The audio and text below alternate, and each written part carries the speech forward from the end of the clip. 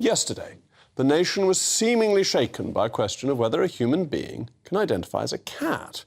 After it emerged, a student was reprimanded for challenging such an idea. But just when the public thought we had topped the apex of identity hysteria, it later emerged that students have been identifying as horses, dinosaurs, and indeed, in one case, the moon. It seemed the news of equestrian, prehistoric and lunar identities entirely eclipsed the previous controversy of feline identities. Now, things like this only seem to happen once in a blue moon, so it prompted Downing Street just earlier today to clarify that headmasters and headmistresses should intervene to stop children having such identities. And all this comes as the Prime Minister has just recently announced the government will be publishing new guidance for teachers that will allow children socially to transition with parental consent. Teachers will now have to tell parents if a child is questioning his or her gender, even if the pupil objects. The child will be banned from participating in sports, sharing a changing room, showers and toilets of the opposite sex. As we discussed on this programme only a few months ago, a report from Policy Exchange found that many schools in the UK were not informing parents if a child expressed a wish to change genders. Well, feline, equestrian, prehistoric, lunar, GNU identities aside, I can exclusively reveal to you, as I've said, that I'm a GNU. As I say, oh, you see a lovely GNU, the nicest work of nature in the zoo. How do you do? I'm now joined by Miriam Cates, who has also been anxiously waiting to disclose her identity. Miriam, what do you identify as for the purposes of this segment? Well, it's nice to know what a GNU looks like. I enjoyed that. I don't know. I can't think quickly enough what I would identify as. Not a cat. I'm not a big cat and dog person, really, but yeah. Well, it's quite a comical story, really. I think sometimes mockery in politics is an important means of showing that what is happening is sublimely ridiculous. But actually, this is quite worrying, isn't it? That parents haven't been informed, that children have been pressurised by schools for saying things that would seem perfectly rational. For a child to be told off for saying you can't really be a cat seems to be fundamentally unreasonable.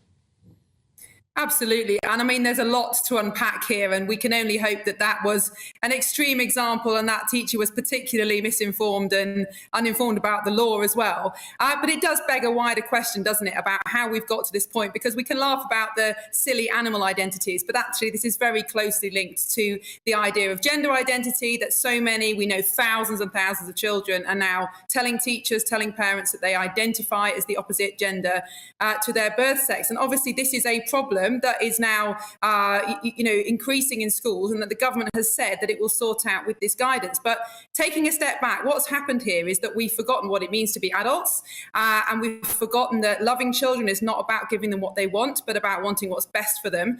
And I think it's very clear from the evidence that it is not the best thing for children to tell them that they can be a different gender from their birth sex, to affirm feelings of discomfort that actually mean that they could be the opposite sex. I don't think that's loving at all. I think that's, really a failure of the duty of care of adults and of parents. And, the government is going to have a tough time trying to fix this. But I do think strong, firm boundaries backed up by law will make a huge difference to schools. And isn't it also of fundamental importance that it's the parents who take responsibility for children, not other authorities, unless by order of the court, because the parents aren't fit parents, which is a tiny, tiny minority. Parents have the greatest concern and love for their own children and are the best positioned to understand the issues and the difficulties children are facing and to help them if they're having these sorts of discussions, rather than schools or social workers. Absolutely. The best way to keep a child safe is to maintain their relationship with their parents. I mean, that's absolutely true. It's first rule of safeguarding. And so it is wrong that schools have been concealing these safeguarding issues from parents. And don't forget, if a child does reveal, let's say that they have discomfort with their body, that is a safeguarding red flag, because so often these feelings come with many other conditions. Autism, children experience bullying or abuse. They are things that need to be investigated advocated, not just accepted. And so, of course, parents should be involved.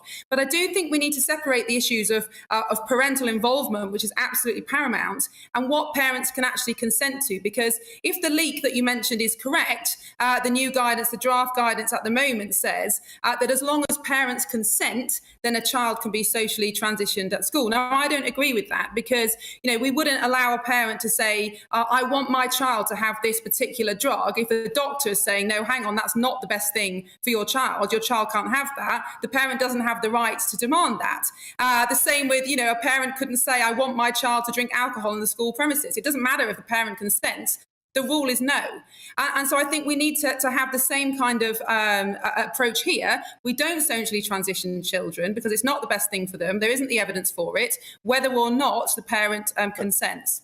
But to what extent do the principles apply that apply over contraception, which were settled by the courts some decades ago, that contraception could be issued to children without the parents' consent and that the parents didn't have to be informed? Does the same principle apply in this case?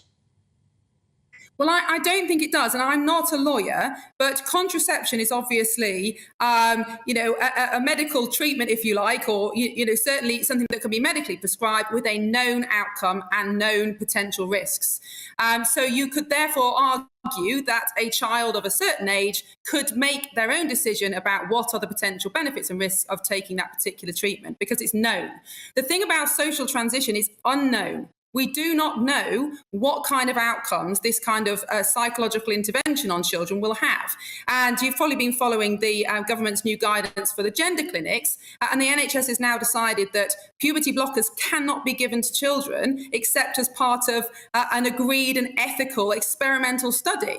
So, if we're going to go down this route of saying we can transition children, well, it is an experiment. We've got to admit that. So I would say that the rules, I think they're called Gillick competence around the contraception argument, don't apply because the risks and the potential benefits of socially transitioning are not known. So how could any child consent to that? OK, if I remember right, it was Victoria Gillick who brought the case. But would you say that if these drugs, which the NHS has now said can't be prescribed, if it said they could be, would that be something that could be done confidentially? Or do you still think that this is such a serious level of change that parents would have to be informed? Well, I think parents absolutely would have to be informed. But, I do think we shouldn't be giving them to children because, some advocates for them say that they're reversible. There isn't that evidence that we don't know that they're reversible. They could inhibit brain development. And certainly the vast majority of children who start on puberty blockers do end up going on to cross-sex hormones, which give permanent, life-changing results. And I don't think any child should be taking those kind of decisions. But of course, we're not talking about that kind of medical intervention in schools here. We're talking about changing the social aspects of a child's life, their pronouns, their names, toilets they use, which often can be the first step on this transition. But at the moment, schools are allowing this to happen, and I think the government should put a stop to that. And will this be in the government guidelines, and will this be the law and enforceable, or will schools be pretty free to carry on doing what they like? So I don't know, obviously, yet what's in the guidance. It's still being drafted. Obviously, I very much wanted to say that schools do not have the authority and the training to transition children and make that very clear. But in terms of it's not statutory, and I think the government should make it statutory because otherwise... Unfortunately, we're going to have to draw it to close there. But Miriam, thank you so much for joining me. That's all from me.